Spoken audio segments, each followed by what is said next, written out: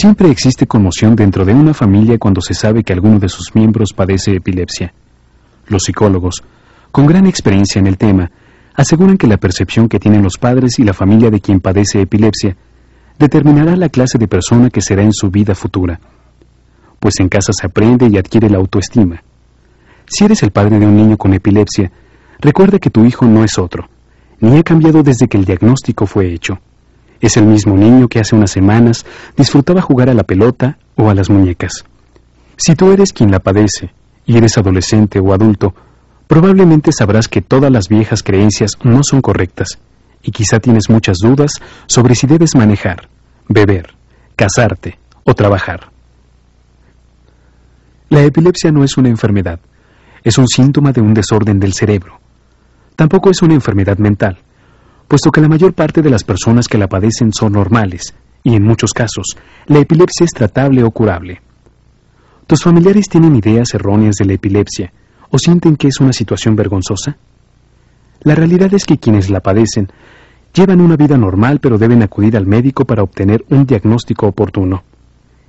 Él solicitará estudios idóneos e iniciará el tratamiento adecuado durante el tiempo que se considere necesario. Tomando en cuenta que la epilepsia ha tenido importantes avances en lo social, comunitario y farmacológico, su diagnóstico se facilita y se emplean nuevos tratamientos médicos y quirúrgicos, tanto en niños como en adultos. La Clínica Especializada en Epilepsia y Sueño del Hospital Ángeles del Pedregal de la Ciudad de México cuenta con un grupo médico multidisciplinario en el diagnóstico y tratamiento de los pacientes con epilepsia. Quizá la razón principal de realizar este videocassette es dar a conocer todos los avances que ha tenido la epilepsia, tanto en lo social, en lo farmacológico, en su diagnóstico, en su tratamiento, tanto médico como quirúrgico. Se tratará de dejar bien en claro los conceptos, disiparemos las dudas, ya que este padecimiento tiene muchos mitos y también tiene muchas realidades. Es importante conocer el tipo de crisis y, consecuentemente, el síndrome epiléptico. De esta manera nosotros podemos realizar los estudios, como el video electroencefalograma, la resonancia magnética, el espectro, etc. Así podemos iniciar el tratamiento adecuado, dar un pronóstico, además de valorar y manejar su entorno social.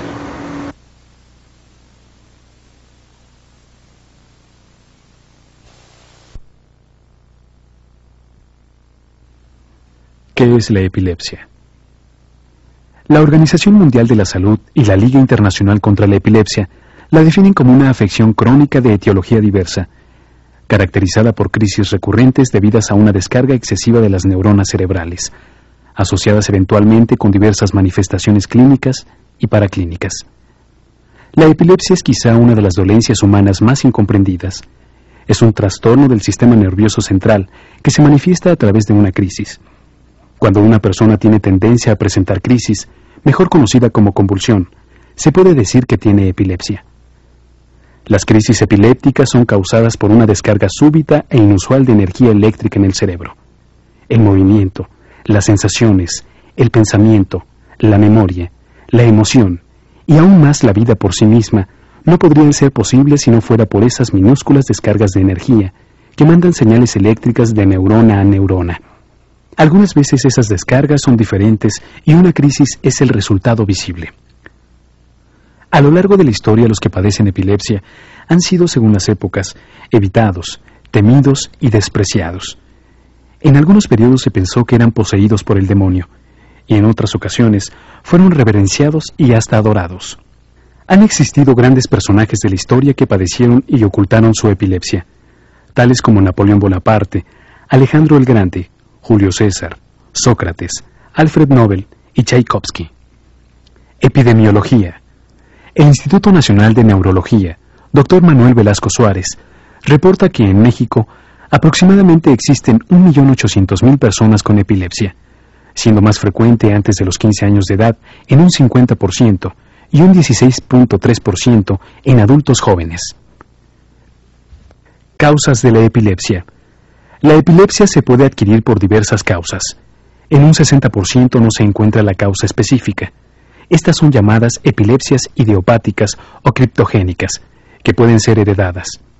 La epilepsia puede ser causada por algún accidente, infecciones, crisis por fiebres, trauma durante el parto, antes y después del nacimiento, ya que el bebé puede tener algún tipo de problemas como infección, falta de oxígeno o sufrimiento fetal. Las enfermedades infecciosas del cerebro pueden ocasionar crisis tales como la encefalitis o meningitis. También causan epilepsia las intoxicaciones por plomo, mercurio, alcohol y cocaína. En niños mayores y adultos, el trauma craneal es una causa frecuente de epilepsia. Los accidentes automovilísticos suman cada año 20.000 nuevos casos de epilepsia en Estados Unidos. De acuerdo a la Fundación Americana contra la Epilepsia, se calcula que cuando ambos padres tienen epilepsia, las posibilidades de que uno de sus hijos la presente es del 10 al 12%. Si solo uno de los padres la padece, la probabilidad es del 6%. Crisis parciales simples. Se caracterizan por la rapidez de las sacudidas de una parte del cuerpo, o la distorsión de la percepción de las cosas que ve, escucha, saborea, huele o siente la persona que presenta la crisis. La conciencia no se afecta. La persona permanece despierta y consciente, pero no puede controlar los movimientos producidos por la crisis. La sensación inusual que siempre ocurre antes de iniciar la crisis se llama aura. Crisis parciales complejas. Se caracterizan por alteraciones de la conciencia. La persona no sabe lo que está haciendo durante la crisis. Parece como si estuviera en un sueño o en un estado de trance y no pudiera hacer nada por seguir instrucciones. Puede tocar su ropa, mover sus labios y hacer movimientos con sus brazos y piernas. Camina en círculos, se levanta y se sienta sin razón aparente. Puede empezar a correr, gritar o murmurar cosas sin sentido. La crisis en sí dura 1 o 2 minutos, pero la persona puede permanecer confusa o agitada por más tiempo.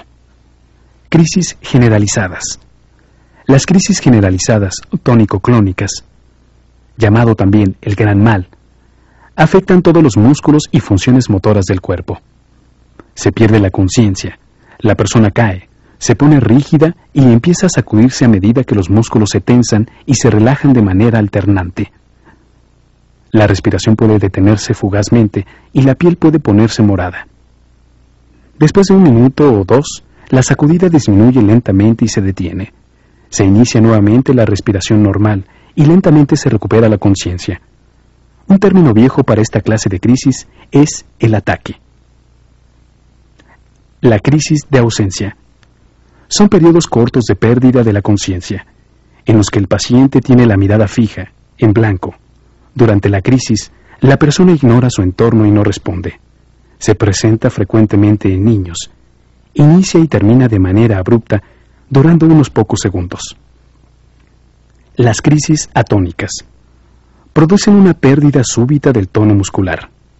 En algunos niños, todo lo que sucede es una repentina caída de la cabeza. Otros pueden caer al suelo. Ambos tipos de crisis pueden causar daño a la cara o cabeza, y puede llegar a ser necesario usar un casco que lo proteja hasta que las crisis sean controladas. En las crisis mioclónicas aparece una breve sacudida involuntaria de los músculos. Algunas ocasiones involucra todo el cuerpo a la vez, y en otras solo la cara o brazos. Puede ocurrir solo una crisis o muchas crisis. El espasmo infantil ocurre en bebés. Usualmente inician antes de los 6 meses de edad. Los niños llevan repentinamente sus rodillas hasta su estómago, con una clase de movimientos de navaja, levantando los brazos al mismo tiempo. Si está sentado, su cabeza y brazos pueden caer hacia adelante como si estuviera saludando. Los espasmos infantiles pueden confundirse con cólicos. ¿Cómo se reconoce a la persona que tiene epilepsia? Pérdidas breves de atención que hacen parecer que el afectado se encuentra en el limbo. Caídas repentinas sin razón. Incapacidad de hablar o responder en breves momentos. Aturdimiento y confusión en su comportamiento. Cuando se les despierta del sueño, aparece somnolencia poco usual e irritabilidad. Movimientos repetidos de la cabeza. Parpadeo rápido. Movimientos repentinos en los bebés, tales como doblarse, arquearse, curvar el cuerpo cuando están sentados o extender las manos hacia arriba como para alcanzar algo. Dolores de estómago repentinos seguidos de confusión y somnolencia. Movimientos bruscos de los músculos de los brazos, piernas y cuerpo,